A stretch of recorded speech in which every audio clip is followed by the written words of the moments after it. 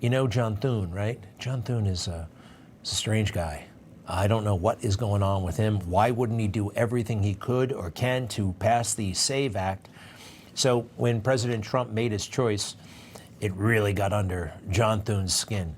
Like, the president just endorsed Ken Paxton against your old friend, John Cornyn. How do you feel about that? Watch his manner, his demeanor. It says more than his words.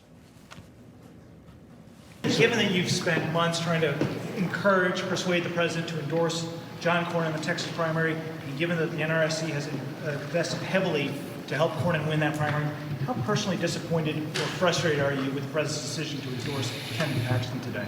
Well, I think you all know my position on this issue. I've made it very clear for months now. And Senator Cornyn is a principled conservative. He is a very effective senator for the state of Texas. And but none of us control what the president does. He made his decision about that. That doesn't change the way I feel. I am certainly supportive of, will continue to be supportive of Senator Cornyn in his reelection. How much harder have you made it to keep the majority? That weird thing. He's touching his face weirdly. I don't have a body language guy handy, but that man is mad.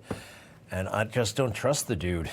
You know, this January 6th stuff and the compensation fund, right? This is totally just. This is totally warranted. And not only for people on January 6th, but for anybody who suffered under the weaponization of the Justice Department under Joe Biden. You know, when you ask Thune questions about these kinds of matters, where he doesn't really agree with President Trump, he does that insincere political dance that doesn't work anymore. I don't think it works. I don't think people are falling for this stuff. Do you? Do you support that, pardoning people who attacked police officers who stormed the Capitol that day? Well, I mean, as we've discovered under the Biden administration, the pardon authority is a very broad one. I mean, he's taken it to a whole new level. That's ultimately going to be a decision that President Trump is going to have to make. And, you know, what I'm focused on is the future and not looking in the rearview mirror, but looking at the windshield and what we have to do. That's the kind of stuff. I'm not going to talk about that. I'm focused on the future. Behind the scenes, I will try to trip up Trump's plans. That's what we're seeing.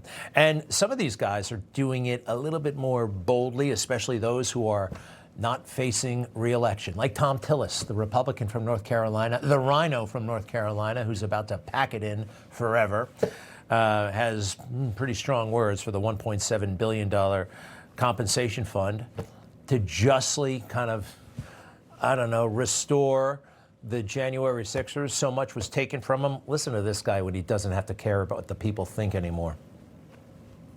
About the payout pot for punks?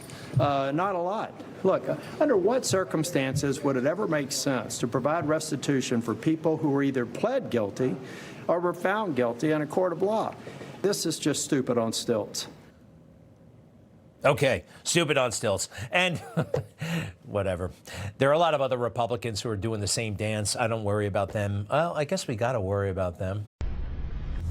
Information. Truth. Is freedom. Is Newsmax. It's real news for real people.